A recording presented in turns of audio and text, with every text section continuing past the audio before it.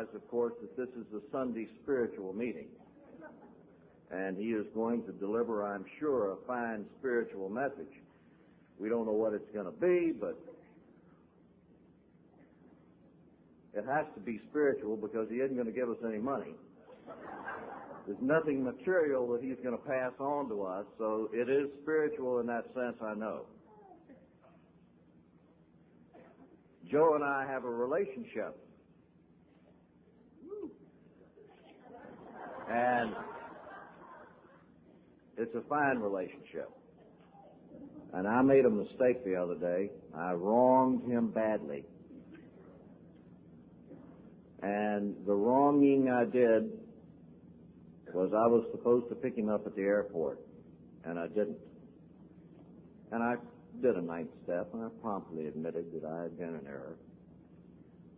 And as I think of it, it only remains to be seen whether the error was not picking him up at the airport or just inviting him here in the first place.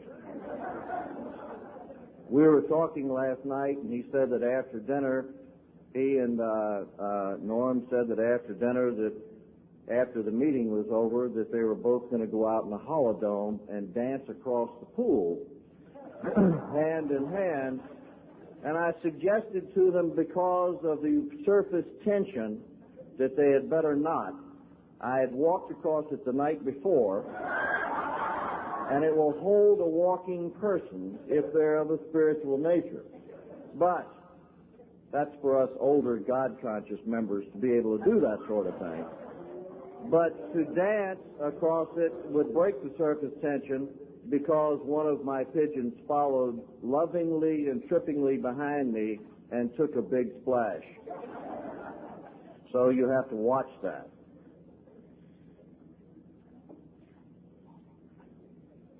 You know, I've heard stories, and I'm sure that Joe will say something when he gets up here about, you know, if you're going to come to a duel of words or wit, that you should not come half-armed to such an event. So I'm going to defend myself right from the beginning. And I'm going to tell you that it's been told that Joe and Jim over here were in an automobile accident, and they died. And they descended into hell. And they were separated there. And Jim was given some ugly, old, scraggly female, and he didn't understand, because he's a fine young man, an example of the fellowship and the love and the godliness that comes into a new member. And he was walking with the devil, and he noticed that Joe was there, and that Joe was with Bo Derek. And he turned to the devil and he says, I don't understand. And the devil said, someone has to punish Bo Derek.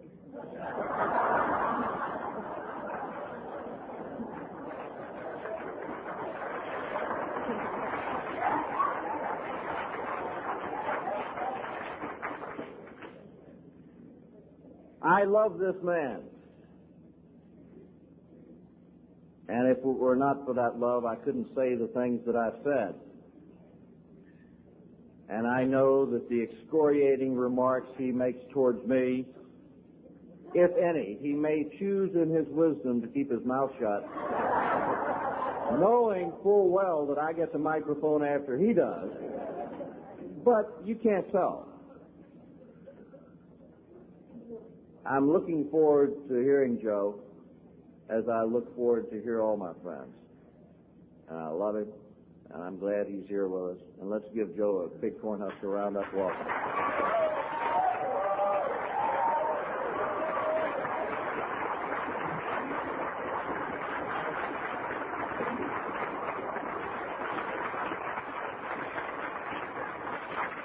Well, my sermon's not going to be that long.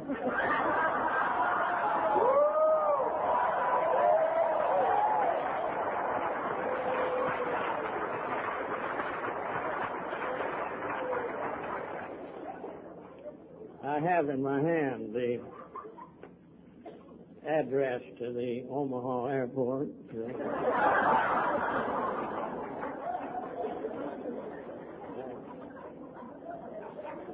And I checked to buy some fly spray for that front row.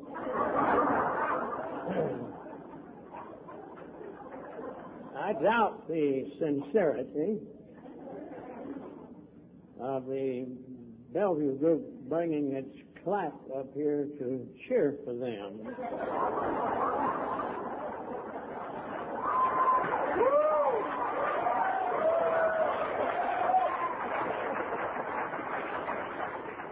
And I would go back to the words of an old philosopher many years ago, a fellow called Henry Mencken, who edited the Baltimore Sun.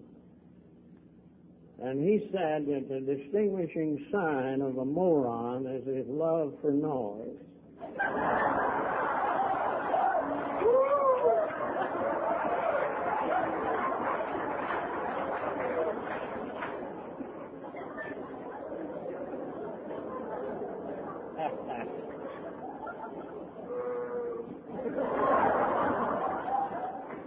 My name is Joe, and I'm an alcoholic. And by God's grace and the facility of Alcoholics Anonymous, should I stay sober until next Wednesday, I will be 31 years in this society.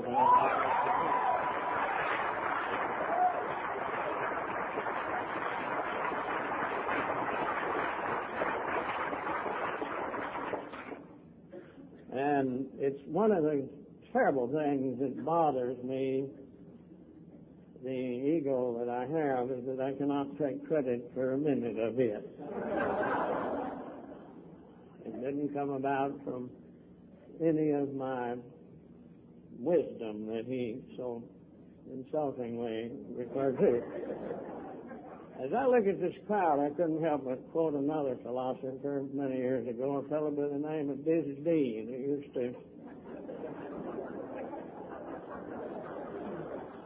used to broadcast baseball games and sit and drink brew along with him. I met Dizzy and knew him, and he loved the brew. Sometimes he can get carried away with himself. And one day he was broadcasting a baseball team and looked out in front of him and he said, "You know, it's amazing to me how much room there is out in left field." That's it.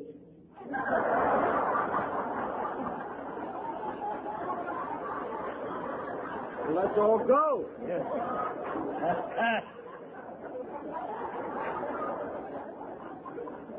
As I look here, there's just a hell of a lot of room out there.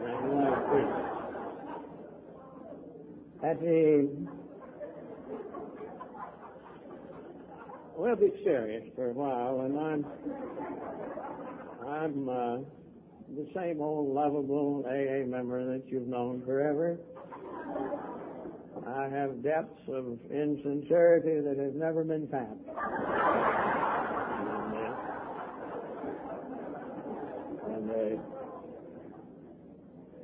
But this experience that he referred to, this conference, I'm going to say something to you honestly. I've been hacking these things for many years, but there's been a certain feeling here like I have not experienced before, and I cannot quite put my finger on the way this convention has gelled up in the attitude of the people. And I would say to the newcomer who's sitting out there that you have been subjected to probably the best of Alcoholics Anonymous. You're very fortunate to be afforded these people. You have, up until now, you have listened to the experience of 115 years of sobriety. These people that have gotten up and shared this.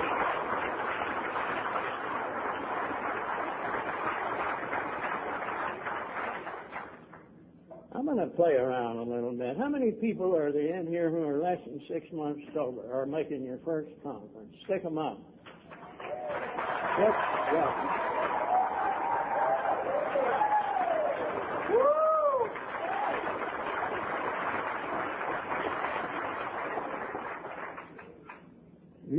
are the only people that I'm envious of.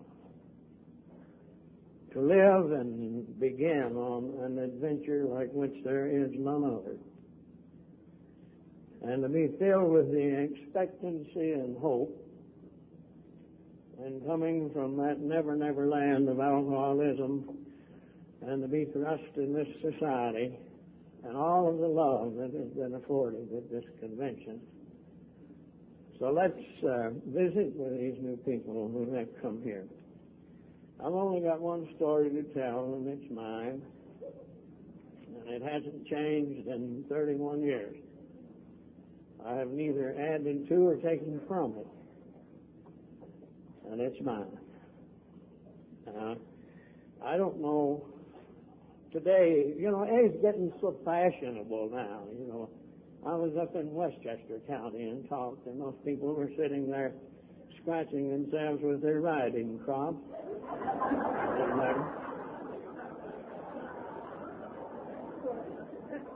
But it's getting real fashionable. We used to worry about the stigma on alcoholism, and now we have to worry about keeping out the social climbers.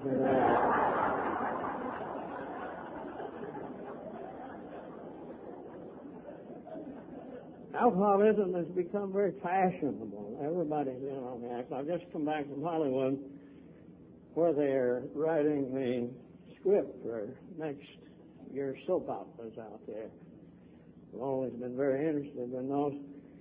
And they're putting alcoholics into the plot out there. We have just replaced 2 bad ovaries and 1 homosexual out there.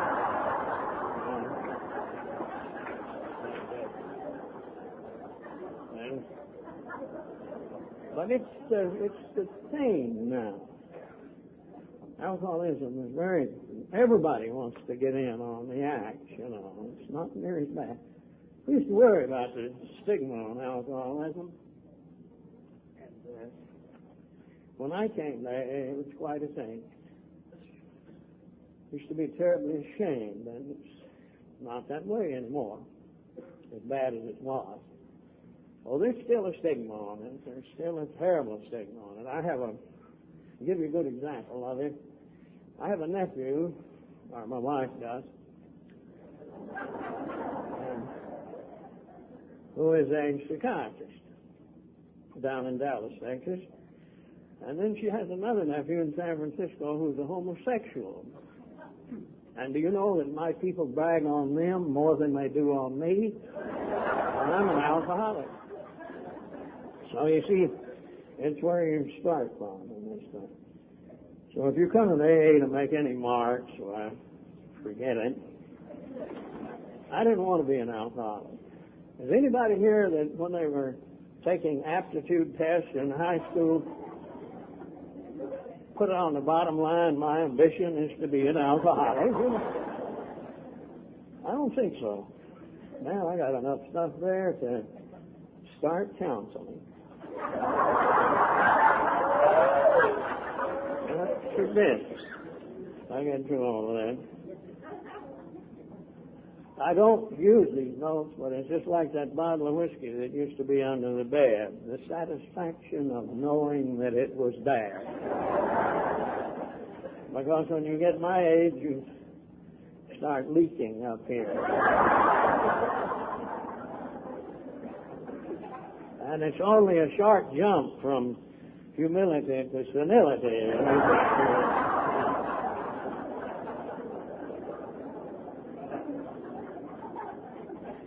And then people are terribly worried about what caused them to be an alcoholic. God knows I meant to come up with 15,000 answers, And it would be a pitiful thing for me to find out exactly what caused me to be an alcoholic, because I don't have time to start over and do it another way. I would hate to find out that I had, but everything that bothers us is taken care of in a book called Alcoholics Anonymous. It's a big blue one here. I'd like you to see it. It's going to catch on in AA one of these days.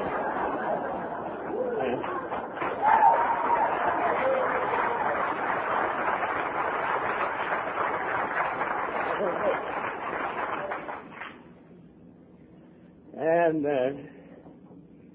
it says in the book,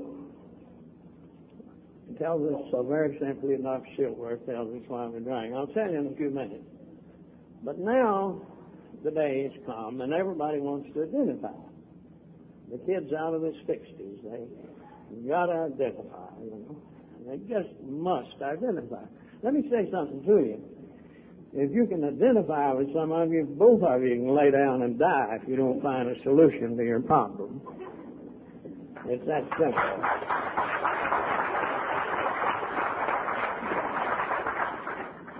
Years ago in General Service, they had a pamphlet called 44 Questions. Some of you may, I think they still have it. It's a little pamphlet, got a lot of little innocuous questions in it about your alcoholism.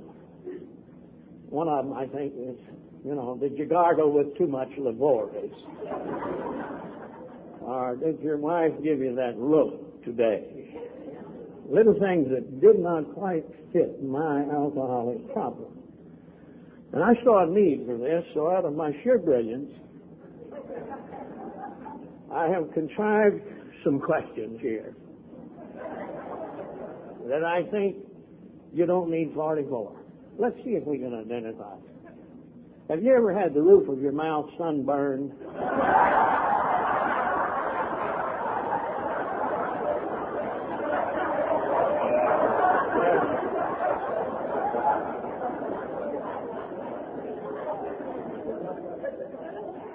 Have you ever been arrested while in jail?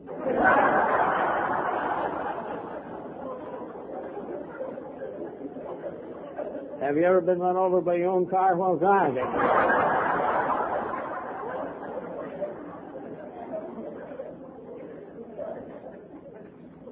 Have you ever had malfunction of the zipper?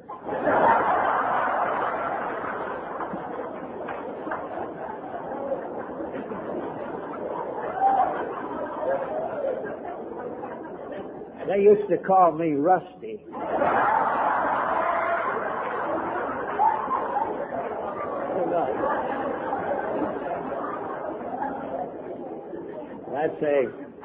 That's a terminal illness that finally ends up as pink shoelace.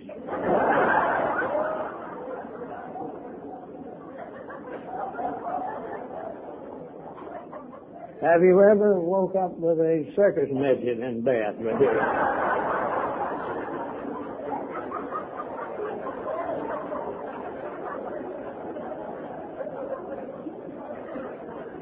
This is what they call a short form ceremony.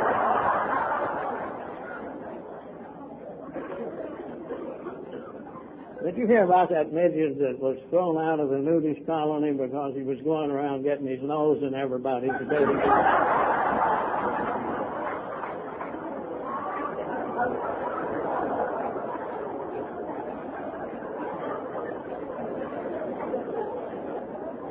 I believe we're going to identify with the people out here. Have you ever done the Tennessee waltz in a straitjacket?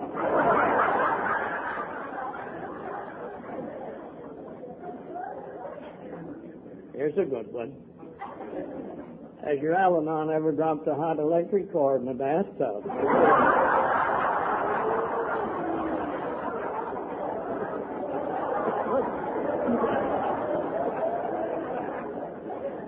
Yes.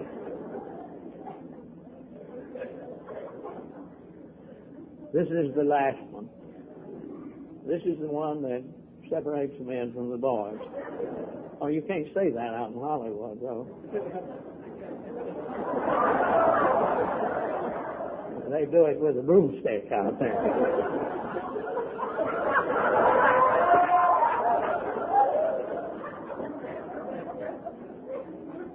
Here's one. Have you ever woke up in the morning feeling rather delicately with the brown whimpers and lose your glasses and wash your teeth with preparation 8? I think we're going to identify with some people here. This is the kind of an alcoholic I was. I was not, and I get so sick of people standing behind this podium and trying to make a dainty illness out of alcohol. Listen, it is a terribly undainty illness. And some of the girls get up here and tell their stories, and every time they tell it, it gets nicer. And you would think that they did all their drinking in one room and somebody shot it to them through the keyhole. But they're not right.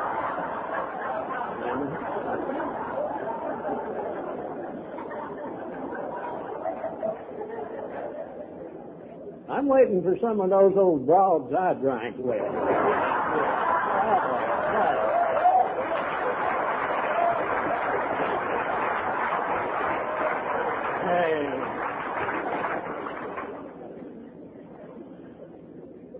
That's the kind of a drunk I was. I didn't want to be drunk. Tried everything on earth, for God's sake, to get out of the dilemma that I didn't know I had.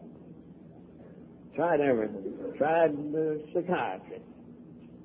And I found out that psychiatry is the art of picking the pocket through the scalp.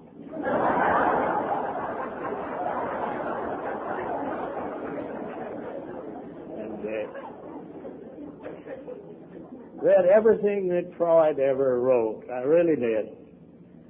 Even in his last days. He did incidentally make one good contribution. In his last dissertation on a thing called The Question of Lay Analysis, he said, please hear this, anyone who would try to treat anyone else for an emotional problem who had not experienced it himself should be arrested.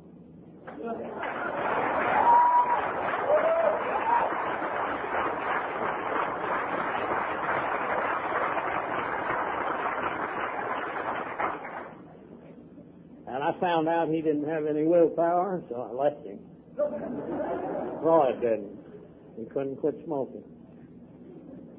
Died with throat cancer after many operations. He did.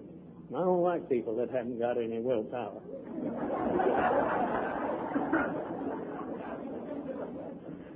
I had a psychiatrist. I was at a seminar not so long ago, and this skull jockey said to me, Mr. Lee, what is the difference between an alcoholic and a non-alcoholic? God, that's a good question. That takes a lot of work. I finally answered him, and I said, you know, I believe that alcoholics drink more than non-alcoholics.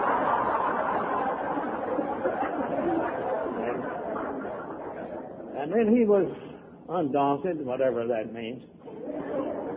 And he asked me another question. He said, why is it that non-alcoholics, when they drink, don't become alcoholics? And I said, that's the easiest question I've ever answered. They do not have any willpower.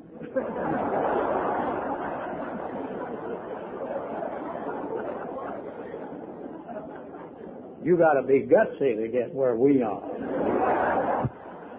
Takes a lot of stamina, dedication, and concentration to get where we are. Gave up Freud, gave up psychiatry, and I tried yoga for a while. And that meditation's just wonderful stuff if you got enough port wine to go with it. And I was doing good with yoga till I came to the part where you stand on your head. And all of my pills fell out of my pocket.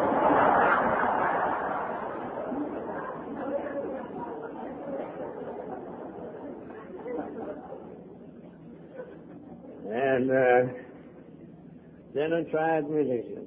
And I would love to say here, he just read you in chapter 4 that Alcoholics Anonymous is not a religion. Sometimes I wished it were. Then I could shout and promise my way into sobriety. And then I wouldn't have to work them damn steps. But I never did quite understand it. I went to a little country church when I was 7 years old, and there was a big plowhand up there snorting out his nostrils. And he said to me, young man, what you got to do is to get ready to die. And I thought, that don't make any sense. It just got here.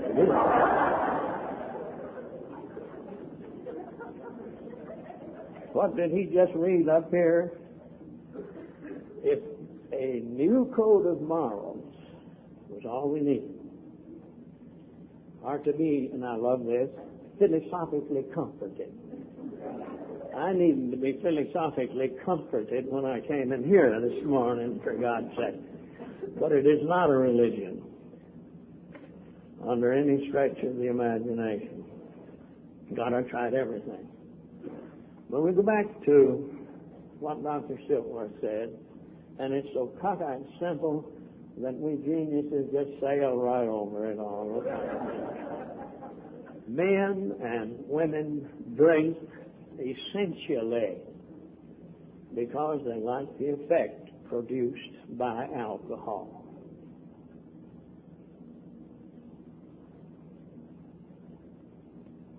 And you know, those psychiatrists just had me convinced that I drank because my mama put me on the top backwards.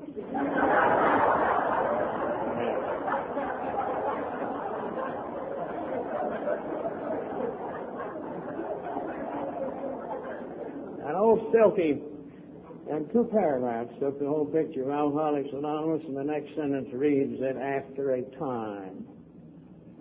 It's kind of like where it says in the scripture, you know, and it came to pass. And I'm glad it did. I'm glad it didn't come to stay, you know. After a time, even though he admits that it is injurious and sees others drinking with impunity, he gets to a state where he cannot differentiate the true from the false. And the third sentence says this: he thinks, and goddamn, that's dangerous for any of us, because we're working with a crippled instrument.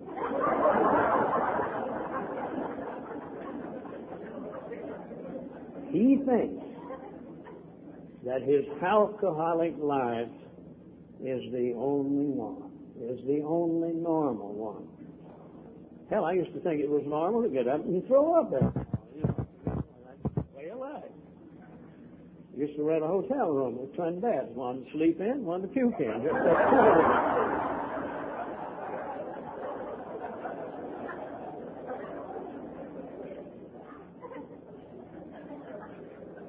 He cannot differentiate the true from the false, and he thinks this condition is a totally normal one.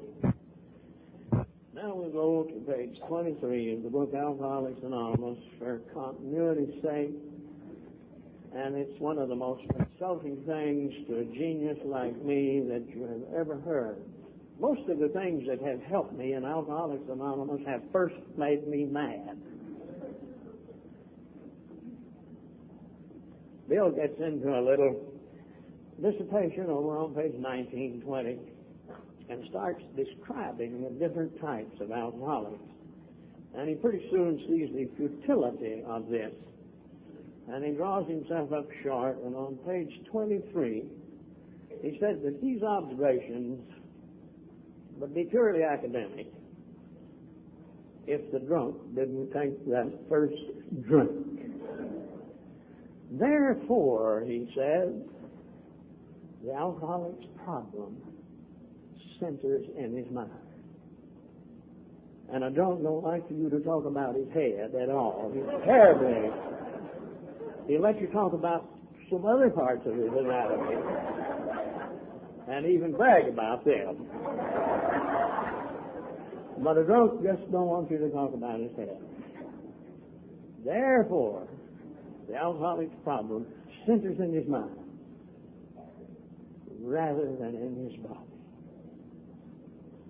And I've read all the promises in the big book Alcoholics Anonymous, and it made an, I like this word, in-depth study of them. And there is no place in the program of Alcoholics Anonymous where it promises you that you'll ever come unwarped.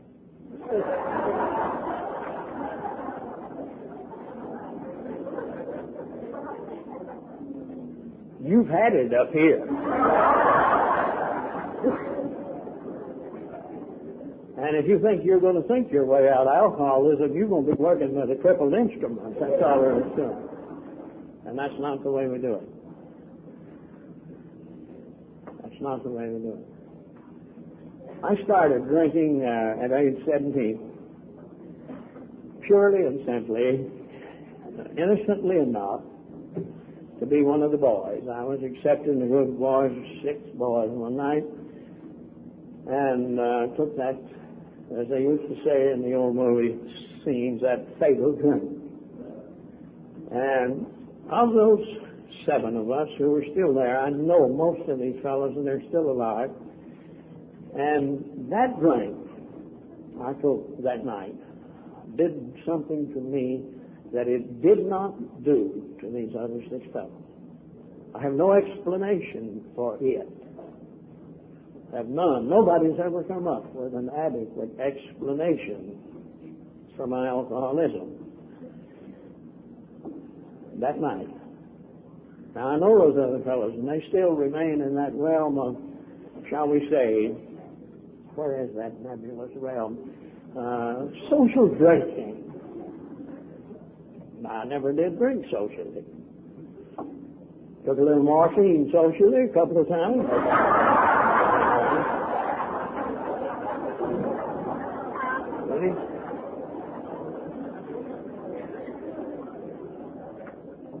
And it is my contention, this is only my idea, and you can believe it with me or not, but I still say that alcoholics are non-alcoholics. That you can take the most pious and unctuous old sister out of the church and slap about 8 slugs of that gallow in her that we used to use, and she's going to become unsocial as hell. It's that way. But with him it's not repetitive, and with me it is. And I went back to it again and again. I knew it began to do its job. I used alcohol, USD, in the beginning. It gave me a relief. And that worked in our book a number of times. It took me away from the wall and let me be a part of instead of a part from. Only for a short few minutes. This first exhilaration, this first encounter, only lasted for a short time. And then after that it was hell to pay. But our book Alcoholics Anonymous tells us that the drunk has a bad memory. It says it there that the alcoholic cannot remember the pain of even a week ago. And I went back to it again and again and again. I remember that feeling. God, if you had what I had, it was something. A few short minutes of the indescribable omnipotence that we had in that exhilaration. And it leads us back again and again and again. It wasn't compulsive. I just lay in the background there. But the minute it took drink, alcohol brought 2 things to me, and that was sophistication and intellectuality. I got them both out of the bottom. And the little town I lived in was too small immediately. And I live in Tyler, Texas, down there. Nobody knows where it is, and it's just as well. We've got 1 yellow page in the telephone book.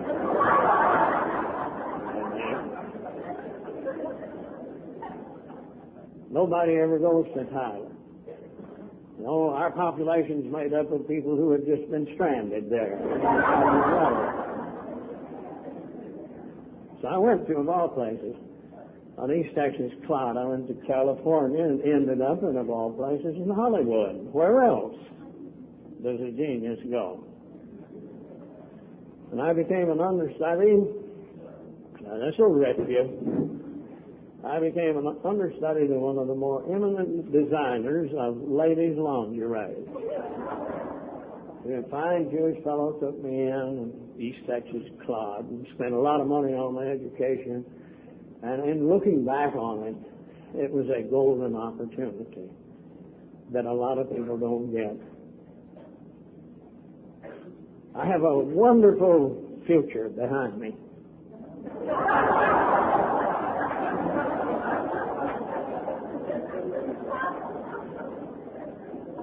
This is where you cut those soft silk, sleazy intimate things that the women wear, you know. You gals got a pinch. I ain't been out there in a long time. And, God, it was a wonderful thing. You got models. At one time I had 104 models. To my own very own, you know. There's an old saying in Greek mythology, whom the gods would destroy, they give them everything they want. Well, we've got a step now, Alcoholics Anonymous. It's the second one, where it infers that you might have a gopher in the garden.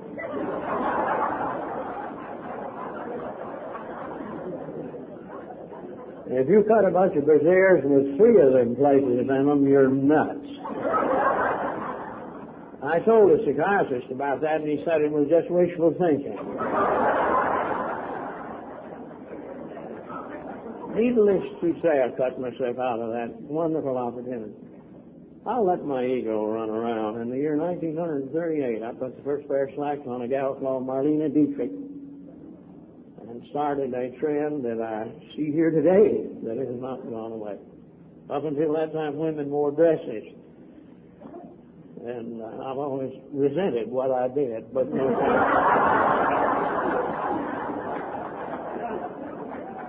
Okay.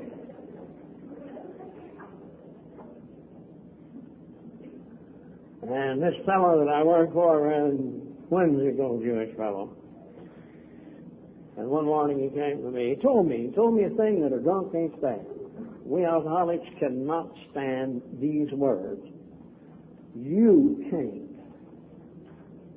drink, he said to me. We don't like that in any form. We don't like, don't do this. We're a rebellious lot, aren't we? We're recalcitrant. I was very recently up at the University of Illinois making a fine talk. And the building was about this wide. And I looked over as I talked, like I am now, and I looked at a sign over on the wall in big, bright, bold letters. It said, don't.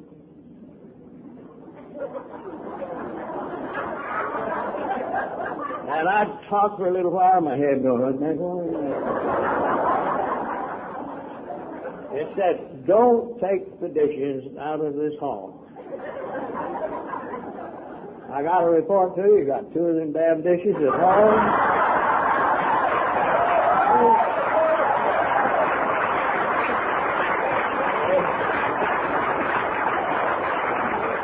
They have absolutely no collectible value. But he said to me, don't take the dishes out of the hall.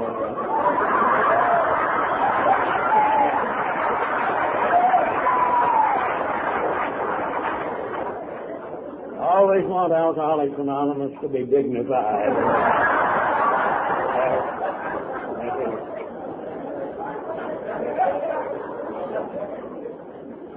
So the Jew boy came to me one morning, rather whimsical way, said, good morning, Joe. You're fired. He was that way, a real whimsical sort of a fellow. And he said, he's rather observant, he said, some good comes out of everything. And I thought, what the hell can it be now? And he said, the way you handle those scissors, if you'd have been a rabbi, you'd have destroyed our whole race.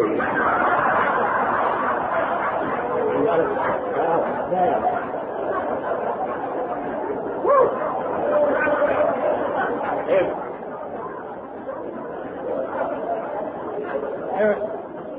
Here we go. Those of you who can follow me. The first hurt, the first rejection, the first humiliation. It's new, this stuff. And it hurts real bad. And it sets the alcoholic off into a journey of searching for a why and because. He's got to have an answer. He's got to have an answer. People say to him, how come you to get fired, Joe? Oh, because. And the next years, and if he goes and stays around the planet for 1,000 years, he'll never find the answer. He doesn't know. We're the last to know. And the war was going on at that time. This is a long time ago. Some of you guys are old enough to remember this. And I went down to the shipyard and bought out of the back door of the Union Hall, paid good cash for it. I bought a plumber's license out the back door of the Union Hall, and I went into the shipyard as a master plumber. And this is a fellow that's never picked up anything any heavier than a pair of scissors. And I got to honestly say to you that I was a fraud. Incidentally, I've just retired from my 5th profession, and that was the case in all of it. But those days, if you remember this with horror, were the days when you were frozen to your job. What are they saying to me? They're saying to me, you can't quit. They're saying to me. I have a pink document that hangs in my den today, and it is signed by the United States Department of War Labor, and it prohibits me from working within 25 miles of the city of Los Angeles.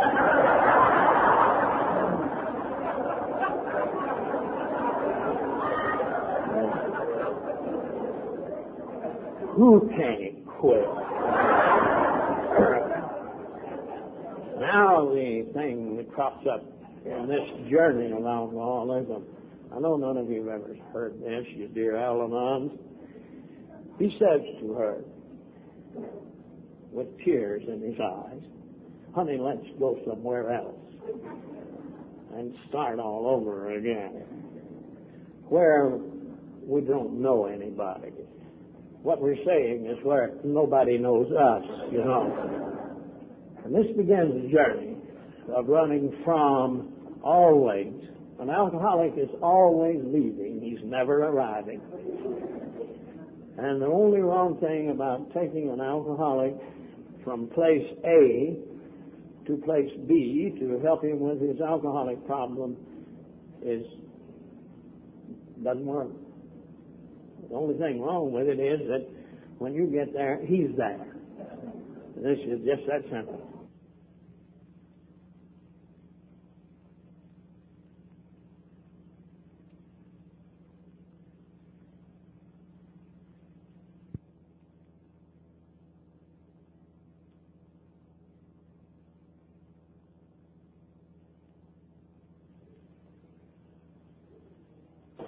Moving him around doesn't help us a great deal. So I go to Northern California and go to work of all places. It seems to me that when an alcoholic goes through our journey, I don't know whether this has happened to you or not, but in my case, every step I took was like this. You ever seen those arrows over the bar rooms out in the country? They're all pointing down. You know that. Ain't a goddamn thing up there. It's all down here. That's the journey of the alcoholic. It seems to me that our choices of things to do become less and less and less and less. And we sit on the bar stool and say to ourselves, tomorrow it'll be different. Tomorrow it's going to be different. It's not going to be like this today. Now, to show you the fallacy of that remark is that I guess we're the dumbest people on earth. We get up every morning and do the same thing and expect a different result. We do. Do the same thing repetitively year after year after year and expect a different result. And unfortunately, the result is always the same. I went to work for the railroad, and I'd love to say here that they're a group of the most narrow-minded people I've ever come in contact with. They have a rule about drinking. They say that if you're seen coming out of an establishment that dispenses alcoholic beverages, you can be fired. I wasn't seen coming out very often. If I was flying through the air and unidentifiable flying object. About those. So here we are. And they have that rule for a good reason, because I guess they figure that if a man's a little addle, they run more than one train on a track. And I never quite understood how they did it. And they frightened me to death. I've sat in the back of a fast-moving passenger train with my watch in my hand, just shaking with horror, saying, if I ever get in, I'll quit this trip. And as long as I worked for the railroad, I quit every trip up here. And frightened. And I know what they thought. And one day it happened. In California, we carried our trains. Hey, my buddy's here from Marysville. Where the hell are you? Yuba City. Put your hand up over there. Goddamn mosquito-infested country. No wonder you're back here. They pushed these trains up over the mountains with helper engines years ago, and they used to have 2 or 3 helpers on the back and 1 engine up on the front. When we got to the top of the mountain, we cut the helper engines off. Maybe I can explain it to you. You'll follow this vernacular of the railroad. And we did it at the top of the mountain in a thing that they called an interlocking system. And this system was electronically perfect. And the railroad made one mistake. They hung a sign in their depot. Railroads put out bulletins like the government does. And they put a sign up in their depot in Sacramento with reference to this interlocking system. And you're going to like this. They said, it read like this: this system is electronically perfect, they said. And then they let their pants down. They said, it is physically impossible to make a mistake up there.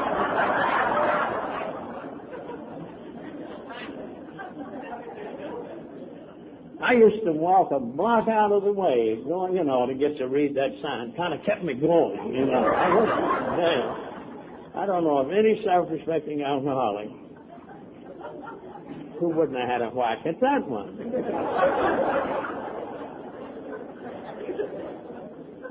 One night,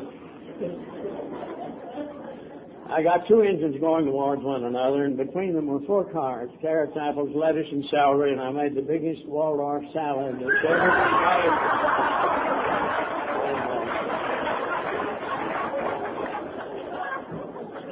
And they wanted to fire me for that. They're very narrow-minded about it. And it wasn't the fact that I had destroyed thousands of dollars worth of equipment. It was the fact that I'd screwed up their sign.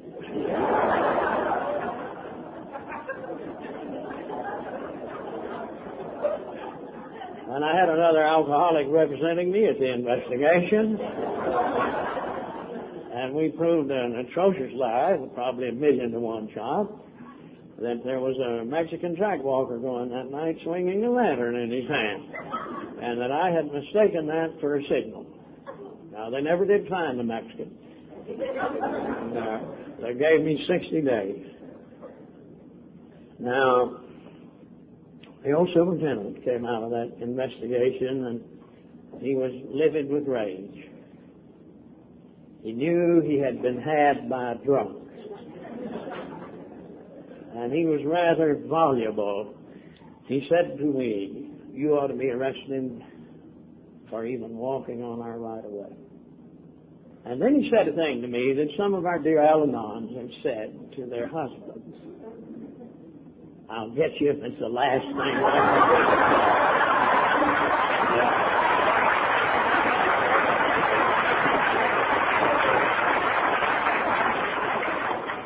It struck a guilt there, didn't I? You don't have to get even with an alcoholic. Please believe me. And there is nothing that you can call him or say to him that he hasn't already called himself while he cries into the pillow at night. You don't get even with a drunk. he's got a little thing working in him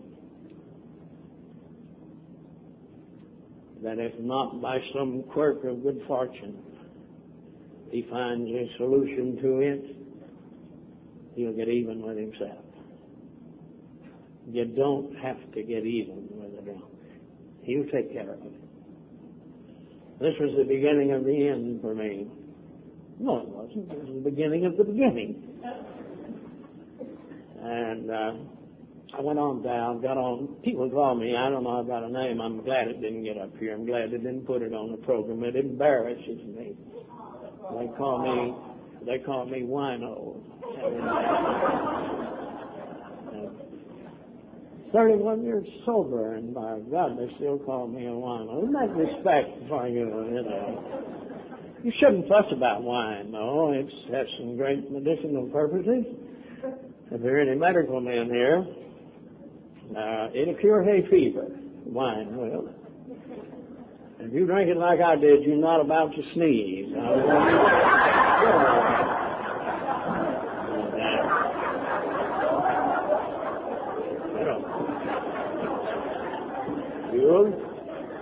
You'll find out. Maybe do that. I got on the wine quite by accident, and I had never heard the expression alcoholism. I'd never heard the expression alcoholic. But believe you me, I'd heard the expression wino in California. And I used to step over them going from my hotel to the depot to go to work. And if I had any compassion at all for these fellows, it was probably the feeling that they didn't have the price of another drink. And little did I know that in 3 years I'd be laying there with them. If there's one thing that we try to convince the newcomer of, and that is the progression of alcoholism. And it'll move whether you do or not. And I got down physically and threw me in a railroad hospital. We didn't have any places for drunks then. And you know where they put me? In the nervous ward, which was rightly so, you know.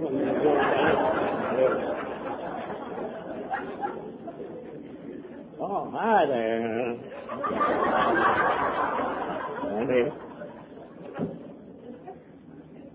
And then that was where I was introduced to psychiatry.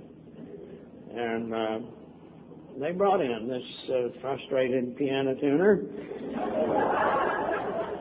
And he would beat on my knees and ask me very, dumb questions, personal questions. And I would give him brilliant answers, oh, God, yeah. I never will forget, he was a rather, well, I can't tell you. He asked me one morning, he said, "Did you ever suck your thumb?" And I remember how pale he turned when I said, "Oh, yes, I still do."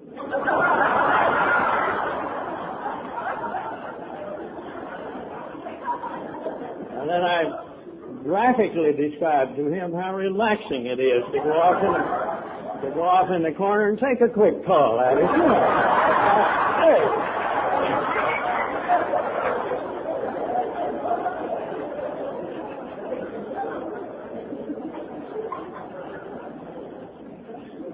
If you ever want to get rid of a psychiatrist, and most people do, you let two drunks lay up in bed one night and memorize the same dream to tell him the next morning.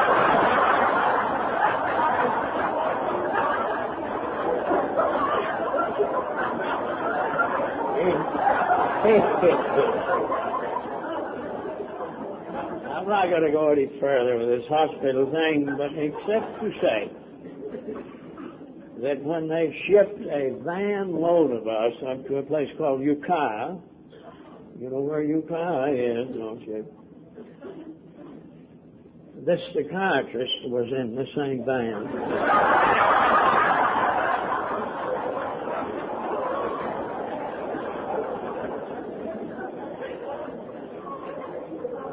And he counseled with us till we got up there, and they put him in the cell just like they did the rest of us. I got on another little delightful dose in there that you don't hear about anymore. This was before the days of the delightful Valium and whatever, Thorazine, all the rest of those jolly little things. They gave me a thing called sodium bromide elixir. This is the granddaddy of Nervine. Any of you old gals around here know about that patent medicine called Nervine, do you? You know, they used to say, hey, Minnie can't come out today, she's nervous. She was stoned. Yeah? And they gave me that. It's a hell of a thing.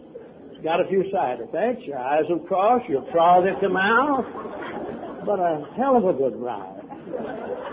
Food doesn't disturb it. And you become rather scriptural and talk in an unknown tongue, you know.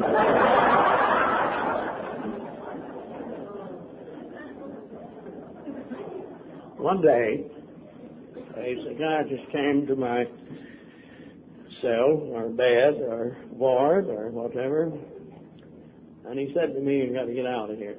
I had just about thought I was going to make the winter there. It was a nice place. Food was bad, but good place to stay in the winter.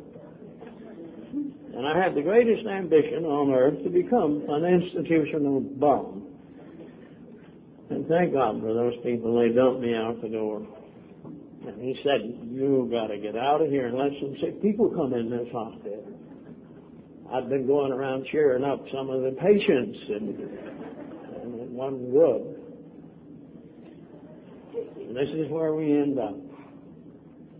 I don't know, I was kidding a while ago about being arrested while thrown in jail. I'm going to tell you a true story, and it's as true as it can possibly be. In a little town where I owned property, a city called Roseville, California, I was literally thrown out of the jail there. An unknowing patrolman picked me up one afternoon when I was drowsy and I wanted to sleep. They had the nicest clean cots in there and I could see them through the bar. And I wanted to get in there as quick as I could, and the chief of police came in while he was shaking me. And he said, give him his stuff back and get him out of here. We just cleaned the jail.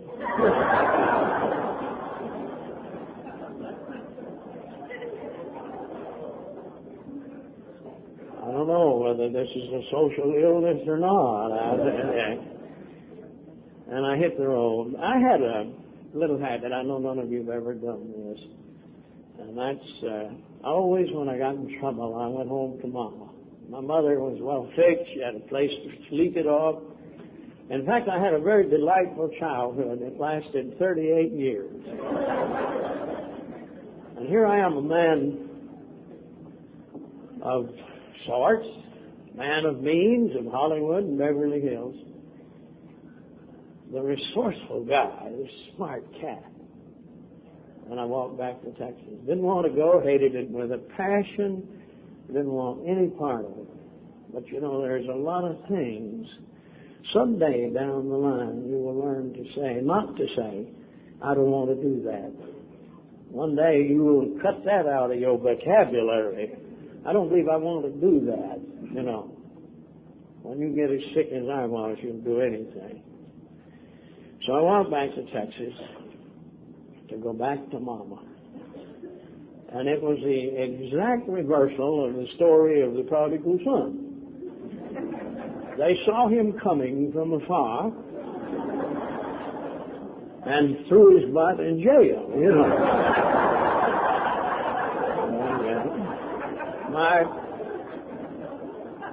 My own mother had this brought down on me. Can you imagine how I hated it?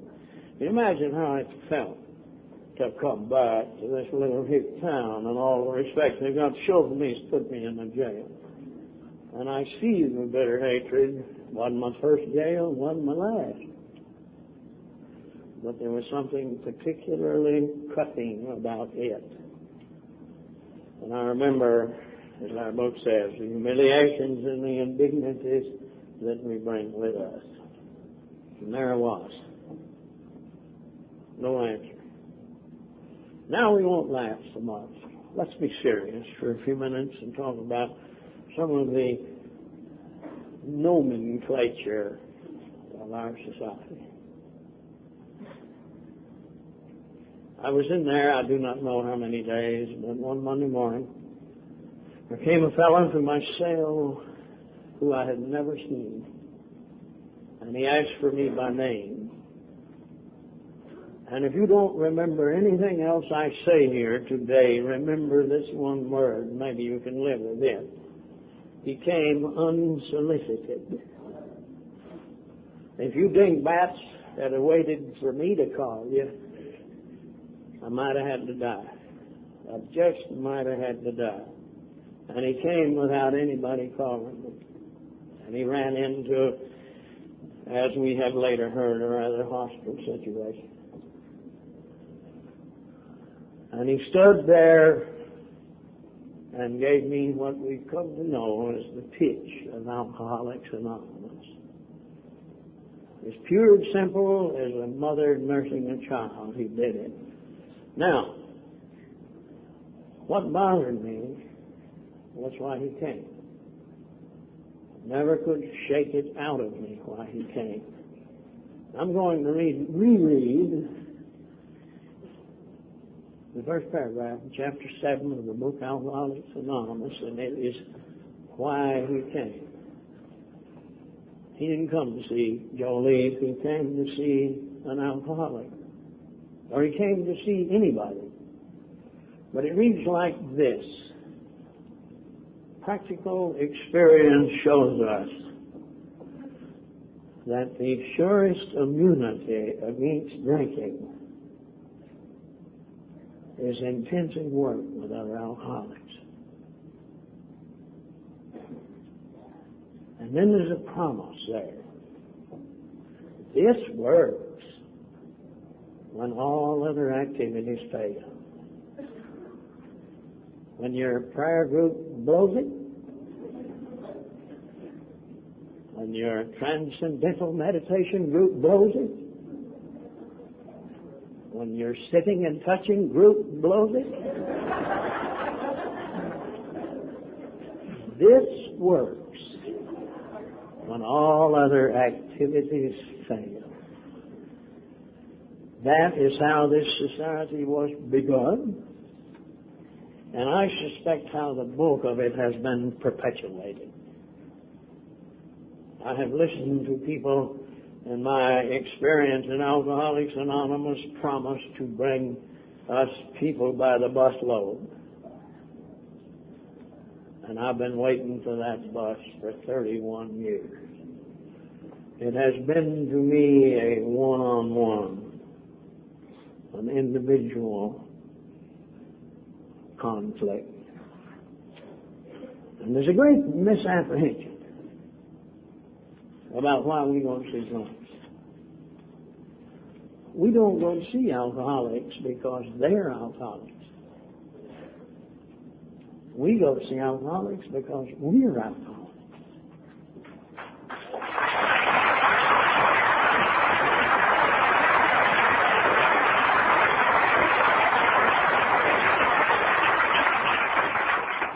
And that was taken care of in the lobby of the Mayflower Hotel sometime in 1935.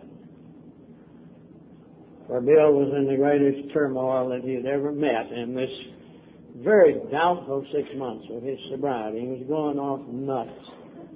And this warped mind of his was like our warped mind. It was playing tricks upon him. And he said to himself, maybe even if I could go into the bar and buy a soft drink, I would make some friends. And suddenly he was drawn up short and realized what he was about to do. And he said, I panicked.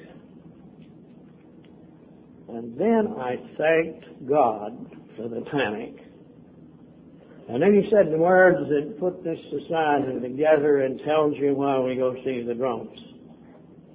Suddenly, I discovered that I needed him more than he needed me. That was the beginning of this society of ours, and it has forever, and I hope forever will be thus.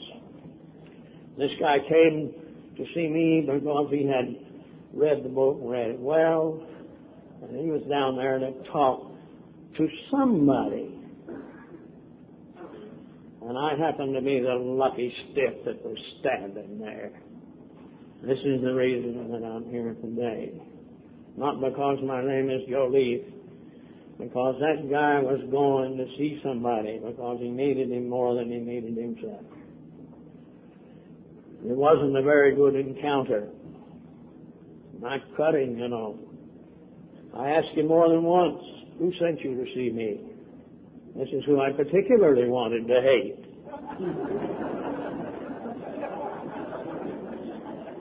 I went to see an old boy down in Texas not so long ago, and he was laying out on that bed with a sheet rolled up like a pencil. And he looked up at me with those bloodshot eyes and said, who turned me in to that outfit, you know?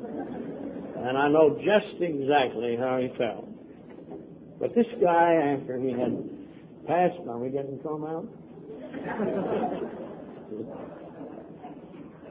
Lost my clock now.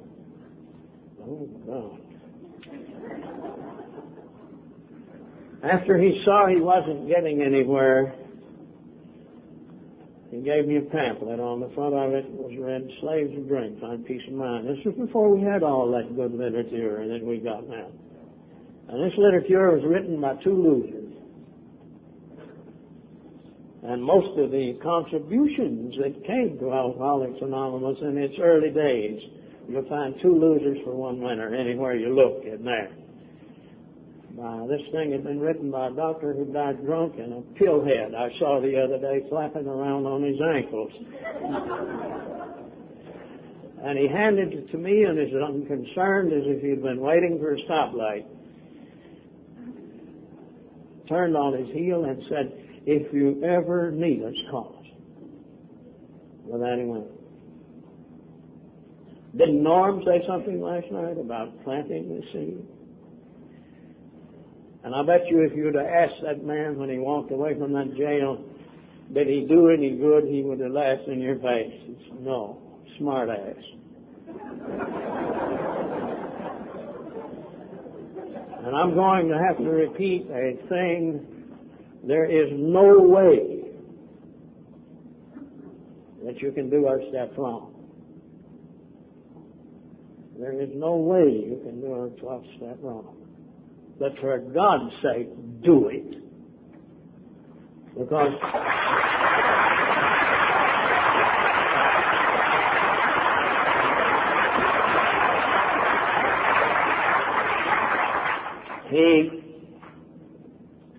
in that first paragraph, I didn't quite finish it. This works when all other activities fail. Then we have probably one of the shortest sentences in the book Alcoholics Anonymous, and I don't think there are over 3 in the whole book exclamation marks in our book. And this sentence is very short. And it is, let me use some big words, unequivocally explanatory.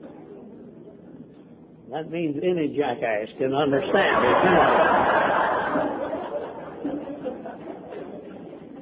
It says, carry this message to the other alcoholics with no qualification. How are you going to screw that up? How are you going to interpret that? How are you going to have a seminar about that? How are you going to set policy about that? For God's sake. And that's the reason I'm here today. Well, I didn't follow him. I was too deep in the shell.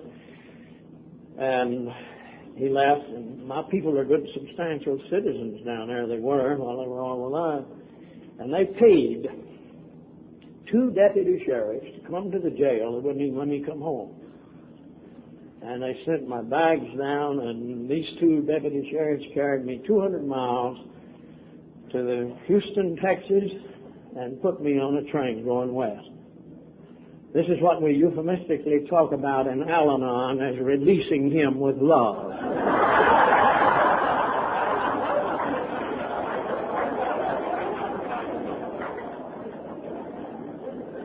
There. And they threw me off of that train and took me off in a wheelchair when I got to Los Angeles. I kind of set up shop in one of the toilets.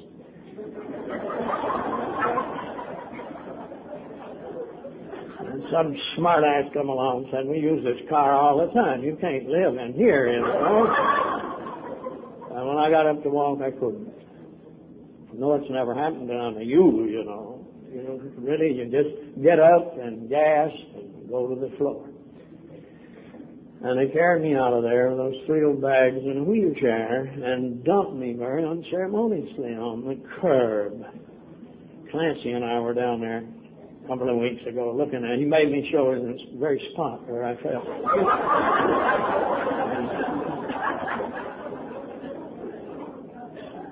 And we stood there and cried for a while. And with all the jocular remarks I might make, all the levity, all the fun that we have, and looking back at the ridiculous antics of a poor sick guy, I can honestly say to you, the next 5 months I lived through hell. There's no description for my next 5 months. And I ended up under the bridge in Sacramento. And then I upped my living conditions. I went to a flop house. Up yours too.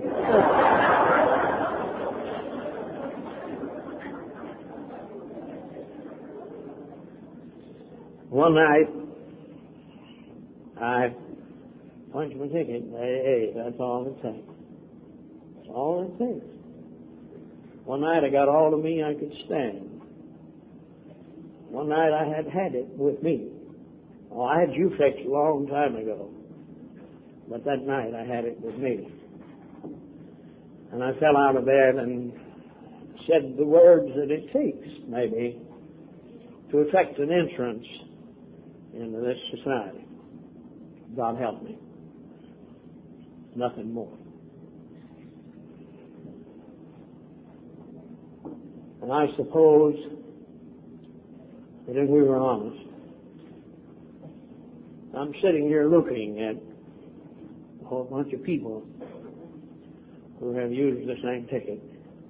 It's a very effective way to get help.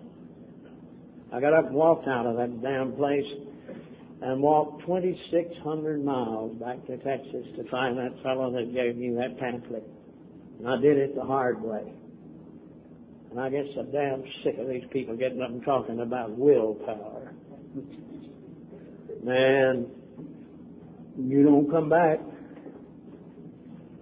without a lot of it. I went back to find that man that had given me that pamphlet. And his message was still the same. It was me who had changed. How would you like to tell a dramatic and heart-rending story like I have just told, and to discover 6 months after I was in AA that there was an AA club 3 blocks from that damn flop house?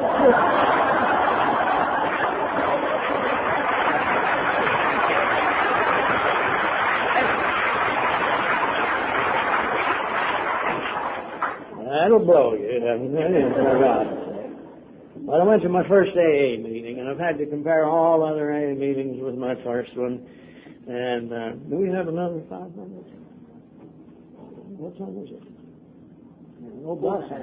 About 5, 4.5. Oh, yeah, we got another 10 minutes before I get well.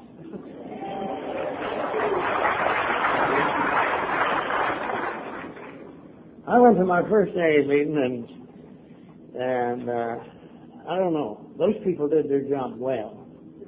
And I suspect, and I'm going to be very serious here, if there's any responsibility in the program of Alcoholics Anonymous, it is what we let him see the first time he comes through the door. And if you've done it wrong or if you have done it right, when he leaves that night, to him, that's Alcoholics Anonymous. And I shudder to think of some of the chances that I would have had in some of the places that I would have gone. These people did their job and they did it well. And I'll quote Alan McGinnis, the little fellow that wrote Members' Idea of Alcoholics Anonymous, wherein he said, I was thrust into an atmosphere completely devoid of personalities. And that's the best way I can describe my AA meeting. There's some of these people that I even knew, but I could not attach a personality to them that night. And one night, back in the back of this room, there sat the old sheriff who had locked me up 12 years prior to that time for felonious drunk driving. And he had his pistols on. And he came up after the meeting, and he was a man known for brutality. He would bounce prisoners off of the wall of the jail when I was taken in. Here he was in AA, 2 years sober. The very symbol of everything that I hated, and he came up and disarmed me. Put his arm around me. And he said, I love you. You stay sober just like I do. What is the transmittal of the understanding of one alcoholic to another? A great philosopher in the year 1600 said that it is a greater feat to jog the understanding than it is to jog the memory. And that night, I understood. That night, I was we. It wasn't I anymore.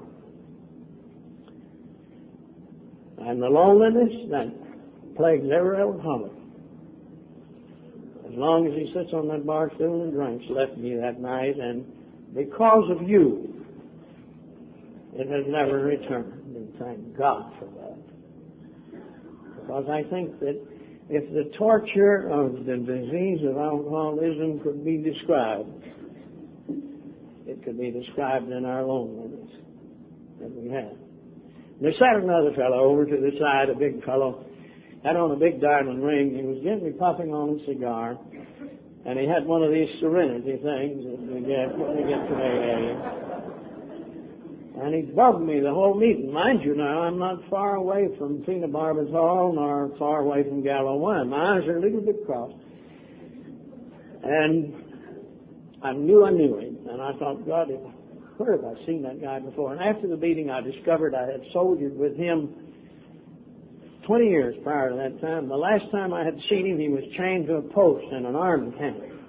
That was their treatment for alcoholism. We used to slip him whiskey just to watch him perform. He was a comedian, like a monkey. And here he's sitting at AA club, gently puffing on the cigar, the diamond ring, and the serenity thing. And you know what my first reaction was? It'll help him that much, it'll make a goddamn genius out of me. I don't know. How long do you work with an alcoholic? I don't know. When I was doing work 4.5 years with one guy. Found him one Sunday morning. He was drunk, looked like me. I borrowed a goblet full of whiskey and poured it down him. I knocked him out, really. And when he kind of came unshuckled from the drink, he was in an AA group, I believe. Anyway, you can get him there. It's good,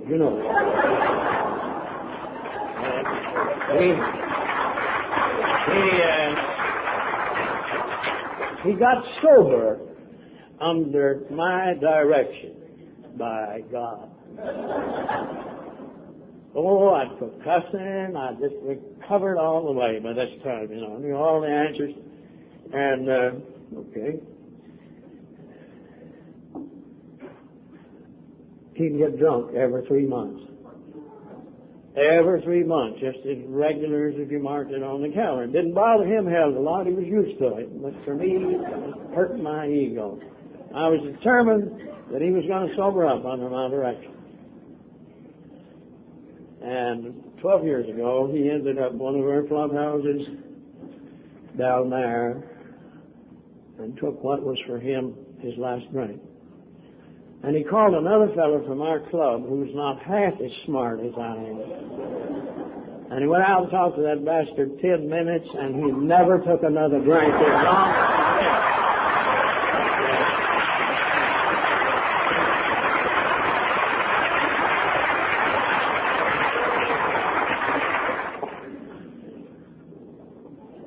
I used to sit in the club and look at him and think, you ought to be mine.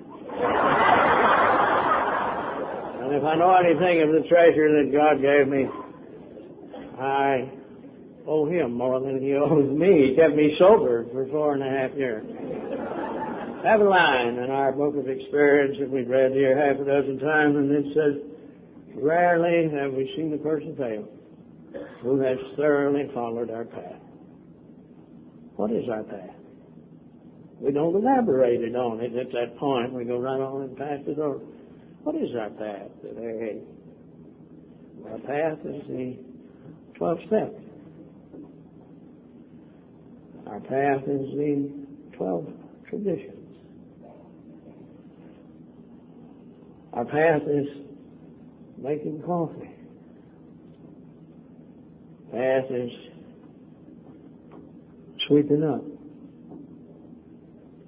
But I guess the greatest part of the path is for me, the cynic and the hater, to stand here and unashamed say, I love you. Thank you so very much.